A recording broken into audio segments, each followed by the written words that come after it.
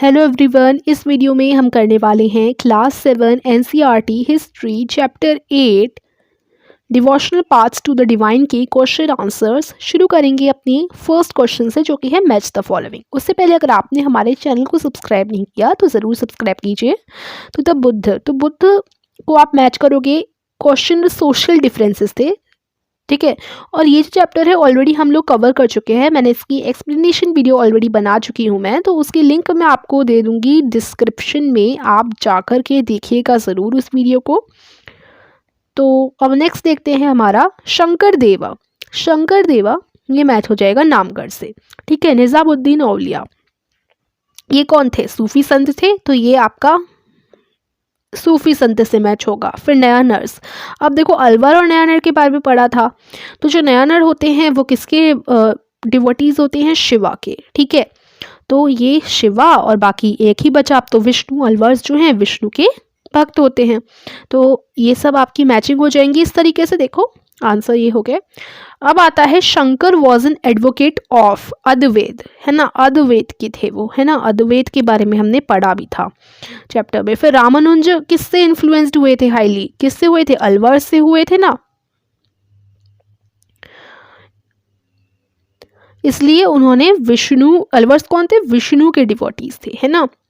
फिर dash dash and dash were advocates of Virashaivism, तो वीराशैविज्म के कौन एडवोकेट्स थे? तो देखो बनाया था इन्होंने बसवन्ना ने, ठीक है। और बाकी इनके कुछ और भी इनके साथी थे, जो कि थे अल्लम प्रभु और अक्क महादेवी। तो ये थोड़ा ना बड़ा है, तो यहाँ पर आ नहीं पाएगा, तो आप ना इधर से देख लीजिए, बसवन्ना, अल्मा प्रभु और अक्क महादेवी, ठीक है। फिर आपको बताना है भक्ति ट्रेडिशन का महाराष्ट्र में एक इम्पॉर्टेंट सेंटर कौन सा है? तो पंधारपुर, है ना, इसके बारे में हमने पढ़ा था। तो ये चैप्टर में बहुत सारी चीज़ें जानने को मिली थी, क्योंकि काफ़ी लॉन्ग चैप्टर था, तो पंधारपुर इसमें आपका हो जाएगा आंसर, ठीक है। नेक्स्ट देखेंगे हम लोग।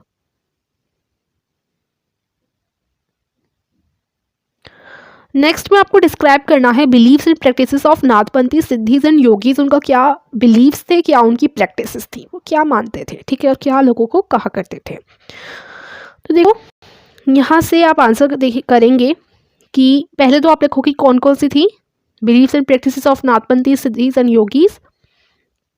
दे बिलीव इन लॉजिकल आर्ग्यूमेंट्स में बिलीव करते थे। फिर नेक्स्ट हो जाएगा, उन्होंने क्रिटिसाइज किया था जो कन्वेंशनल रिलीजन होता है उसके रिचुअल्स को, हवन वगैरह इन सब को, और सोशल ऑर्डर को। ये सेकेंड आपका हो जाएगा पॉइंट, ठीक है। उनका मानना बेसिकली ये था कि आपको पूरी दुनिया को त्याग कर जो है चले जाना है और अपनी मेडिटेशन करनी है। They believed that the path to salvation lay in meditation on the formless ultimate reality and the realisation of oneness with it. भगवान एक होते हैं जिनकी कोई आकार नहीं होता, कोई शेप नहीं होता, जो अल्टीमेट रियलिटी है वो यही है। अगर मोक्ष प्राप्ति करनी है तो आपको मेडिटेशन करनी होगी। फिर उनका ये था कि उन्होंने क्या किया था, उसके लिए माइंड और बॉडी दोनों को ट्रेन करना पड़ेगा, जैसे योगासन, ब्रीथिंग एक्सरसाइज, मेडिटेशन, ये सब फॉलो करने पड़ेंगे, है ना। तो they advocated intense training of the mind and body through practices like yogasan, breathing exercise and meditation. फिर आपका नेक्स्ट क्वेश्चन है what were the major ideas expressed by Kabir, how did he express these. तो कबीर के अब आपको major ideas बताने हैं और उन्होंने कैसे इसको एक्सप्रेस किया वो बताना है। तो मेजर आइडियाज यही थे कि वो एकदम कड़ा रिजेक्शन किस चीज़ का करते थे? मेजर रिलीजियस ट्रेडिशंस का, ठीक है। तो यहाँ से आ जाएगा his teachings were based on a complete indeed vehement, का मतलब बहुत कड़ा rejection of the major religious traditions, ठीक है। फिर वो पहला पॉइंट हो गया। उसके बाद he openly ridiculed all forms of external worship for both Brahmanical Hinduism and Islam. वो एकदम हर टाइप के एक्सटर्नल वर्शिप, चाहे हिंदुइज्म हो या इस्लाम हो, ओपनली उन्होंने रिडिक्यूल्ड किए, ठीक है। मतलब उनका ये मानना था कि सबसे पहले तो वो फॉर्मलेस सुप्रीम गॉड पे बिलीव करते थे, और इस्लाम अच्छा है, हिंदुइज्म अच्छा है, ये सारी चीज़ बातें गलत हैं। उसके बाद ये जो रिचुअल्स वगैरह हैं ये भी सब गलत है, तो वो ये सारी चीज़ों को नहीं मानते थे। फिर वो बिलीव करते थे एक सुप्रीम गॉड पे जो कि फॉर्मलेस हैं, और उनका क्या था कि हमें मुक्ति तभी मिल सकती है जब हम एकदम लीन होकर डिवोशन मतलब भक्ति करें, पूजा पाठ करें।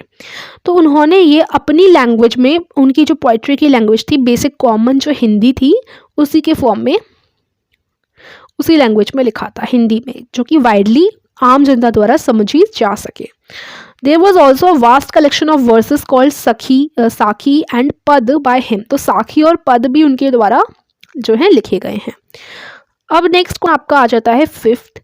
इसमें आपको बताना है मेजर बिलीव्स और प्रैक्टिसेस सूफीज के। तो जो सूफीज थे, मुस्लिम मिस्टिक्स जो सूफी हुआ करते थे, उनके आपको बताने हैं मेजर बिलीव्स और प्रैक्टिसेस, उनका क्या मान्यताएं थी।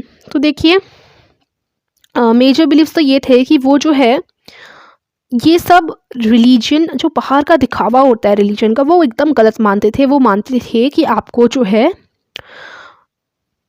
भक्ति दिखानी है गॉड के प्रति। फिर वो ये भी थे कि सारे ह्यूमन बींग्स जो हैं हमारे, उनकी प्रति आपको दया का भाव रखना है। तो they also emphasised compassion toward all fellow human beings. फिर वो जो है मूर्ति पूजा का एकदम कड़ा विरोधी करते थे and simplified rituals of worship into collective prayers. और उन्होंने जो वर्शिप के रिचुअल्स हैं उनको प्रेयर वगैरह में कन्वर्ट किया था, सिंप्लीफाई किया था। दे बिलीव इन मोनोथेइज्म और सबमिशन टू वन गॉड। वो एक गॉड की, जिससे उनका मतलब अल्लाह जो होता है वो एक होता है ना, तो उसका पूजा करनी है हमें। तो वो ये करते थे, मतलब ये मानते थे कि जो एक भगवान है हमारा। फिर वो रिजेक्ट करते थे elaborate rituals and codes of behaviour demanded by Muslim religious scholars. अब मुस्लिम जो स्कॉलर्स थे उन्होंने बहुत सारे रिचुअल्स बना लिए थे, बहुत सारे कोड्स बना लिए थे, वो ये सब रिजेक्ट करते थे। वो बस मानते थे कि अपनी पूजा पाठ अच्छे से करो, है ना। फिर क्वेश्चन नंबर 6 में आता है why do you think many teacher rejected prevalent religious believes in practices. तो हवन वगैरह जो रिलीजन बिलीव्स होते हैं, मान्यताएं वगैरह, इन सबको काफ़ी सारे लोगों ने रिजेक्ट क्यों किया था, काफ़ी सारे संतों ने, टीचर्स ने। तो many teachers rejected prevalent religious beliefs and practices because it created difference in the society. क्योंकि इससे सोसाइटी में डिफरेंस आता है कि देखो अब काफ़ी ऐसा भी माना जाता था कि जो हायर कास्ट है वही ये कर सकती है, लोअर कास्ट को नहीं ये अलाउ, या फिर ऐसी जो बिलीव्स हैं इन सबको कोई भी मतलब बहुत कम टीचर, मतलब कोई भी टीचर ने नहीं सपोर्ट किया एंड सब ने रिजेक्ट किया। एक तो यही रीज़न हो गया कि सोसाइटी में जो है डिफरेंस पैदा होगा। Those teachings favour the upper caste people and the lower caste people suffered, यही बात हो गई जो भी मैंने बोली। फिर तीसरा ये कि all human beings are not equal were prevailing in the society and must be abolished. तो देखो सारे जो ऐसा भी होता था कि इससे क्या था, अगर इसको सपोर्ट करते तो ये माना जाता कि सारे ह्यूमन बींग्स इक्वल नहीं हैं, जबकि ऐसी बात बिल्कुल भी नहीं थी। वो ये मानते थे सारे के सारे जो संत वगैरह था कि सारे ह्यूमन बींग्स इक्वल हैं। They believe in equality of God and want to break the evils of the society. वो भगवान पे श्रद्धा रखते थे और जो सोसाइटी में इतने सारे एविल्स हैं उनको ब्रेक करना चाहते थे। Bondage can be broken if approached God with devotion.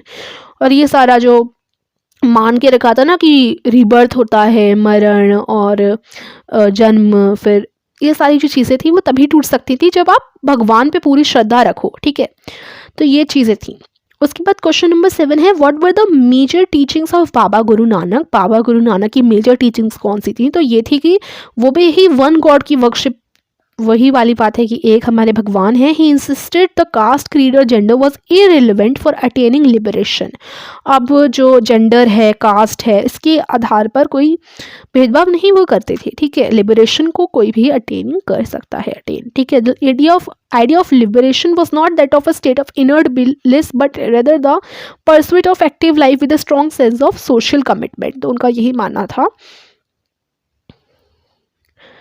कि अच्छे से अपनी जो है हमें लाइफ जीनी चाहिए और दूसरों की हेल्प करनी चाहिए। और ये सब जो है वैसे जो बातें हैं कि ऊंच नीच और कास्ट वगैरह, इस पे ज़्यादा नहीं जाना चाहिए, ज़्यादा इनको नहीं मानना चाहिए। और बेसिक उनका जो टर्म्स वो यूज़ करते थे वो थे नाम, दान और स्नान। ये काफ़ी इंपॉर्टेंट है।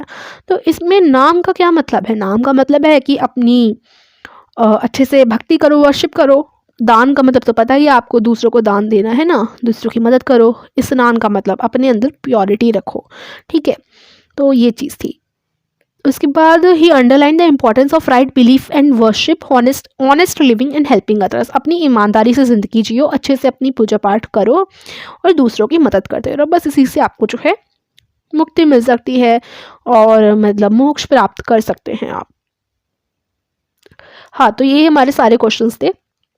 यहीं पर आपके क्वेश्चन आंसर्स फिनिश होते हैं। इस चैप्टर की एक्सप्लेनेशन वीडियो डिस्क्रिप्शन में है, आप जाकर देख लीजिएगा। ये वीडियो पसंद आई हो तो इसको लाइक और चैनल को सब्सक्राइब कीजिए। Thank you for watching.